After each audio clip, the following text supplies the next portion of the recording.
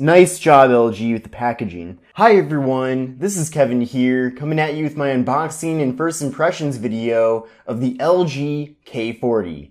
So let's get started.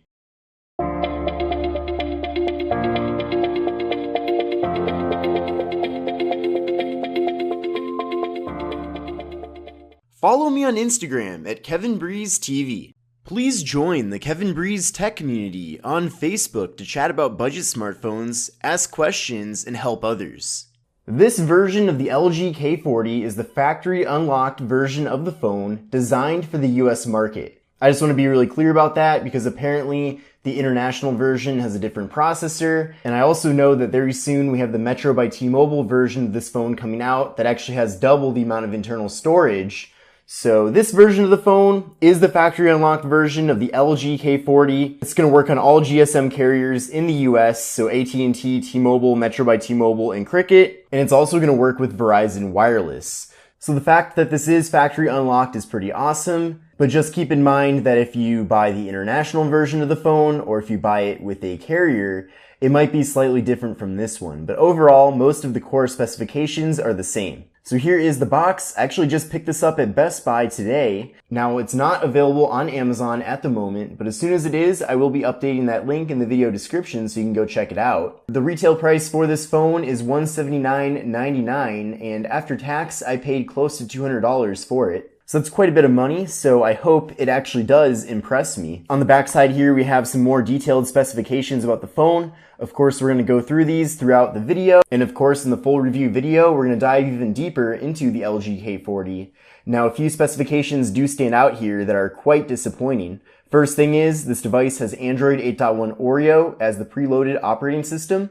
That's pretty sad considering that this is July of 2019 and Android 9 Pie has been out for quite a while now. Another really wild disappointment is that this phone has 16 gigabytes of internal storage with 8 gigabytes available. I don't know if LG is stuck in 2013, but in 2019, having 16 gigabytes is pretty sad. Of course, we do have the ability to expand that with the micro SD card up to 2 terabytes. But seriously, LG, why couldn't you put in a little bit more of internal storage? Now, thankfully, if you do buy this phone through Metro by T-Mobile, you are getting 32 gigabytes of internal storage, so that's a good thing. But anyway, rants aside, let's open this on up and take a closer look at the phone. We do have this cool design here with the box, a nice little door, and then a window to see the actual phone itself. LG does kind of mention why you should go with an unlocked phone over a phone that's locked to a carrier.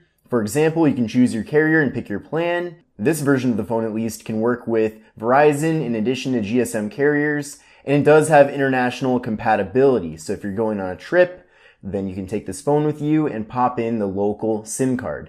This box also features one of my least favorite designs where it's like this sticky material inside of here. So that's always a lot of fun to open. But we'll still try to open this in the cleanest way possible. Ah, it's cringy.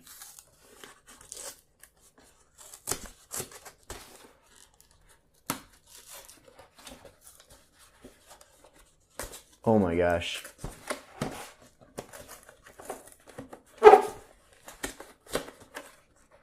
Alright, there we go. Nice job, LG, with the packaging. Really great job.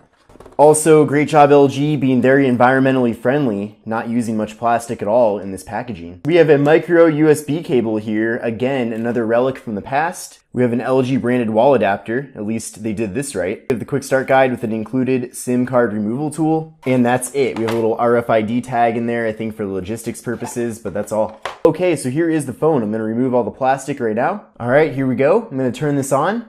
LG K40. Here is the backside of the device in that platinum gray color. Looks very clean and simple. Not a bad thing at all. Now I'm going to let this get all set up and then I'm going to cut over to that part of the video. So here is the phone itself. Now I know I was being kind of tough on it towards the beginning of the video, but after having a few minutes here to use the phone, I'm actually starting to like it a bit more. So this thing is not a complete catch and release. I'm definitely going to give it a chance. And I actually like this display quite a bit. Even though it is 720p, it looks really clear. I like the colors a lot. It has very bold and vibrant colors.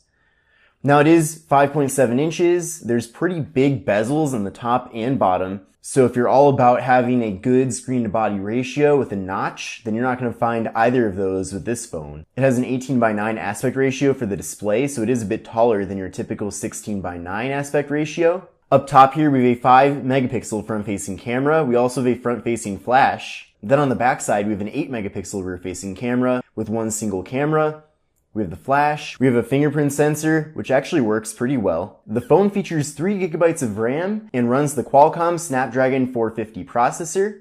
If you've been watching my LG Stylo 5 videos, then you know that the Stylo 5 also has 3 gigs of RAM and also runs the Qualcomm Snapdragon 450. So the same amount of RAM and the same processor with this device and the LG Stylo 5. The phone takes video that maxes out at 1080p at 30 frames per second.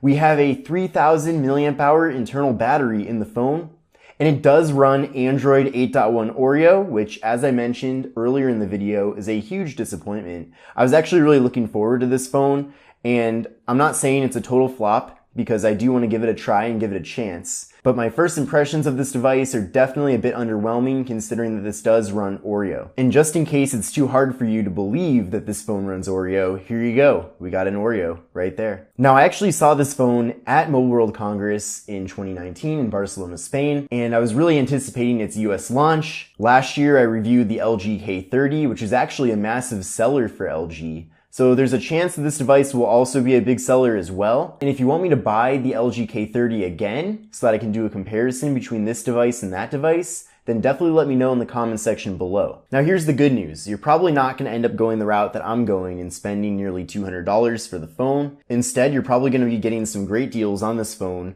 from the carriers. So I know that the LG K40 is coming out very soon for Metro by T-Mobile. So with the Metro version of the LG K40, you're getting 32 gigabytes of internal storage versus 16 with this one.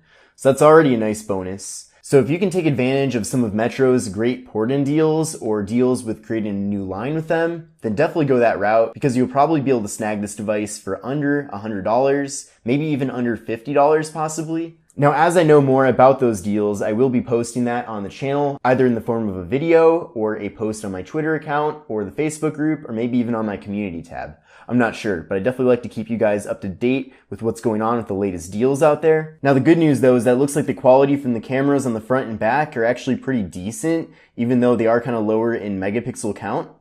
So I'm looking forward to getting out there and taking photos and videos to include in the full review and comparing this to many of its other competitors. But as far as buying this phone factory unlocked, I'm not sure if that's a great idea because you can really get some great deals on other devices that have way better specifications. For example, the phone that I'm actually using to film this video is the LG G7 ThinQ. Now that came out last year, but I actually just bought this phone on eBay used, like very lightly used, because it basically looks like it's brand new, for $199. So for basically the same price as this phone, I was able to get a phone that's probably about 10 times better. But anyway, I hope you enjoyed this video about the LG K40. Really interested to know what your thoughts are so far. I'm definitely a bit underwhelmed personally, but this device might be better than it appears at first glance. I just need to use it a little bit more to give you my full opinions about it. But make sure to like the video, subscribe to the channel, and stay tuned for future videos about the LG K40. This is Kevin here, and I'll see you in the next one.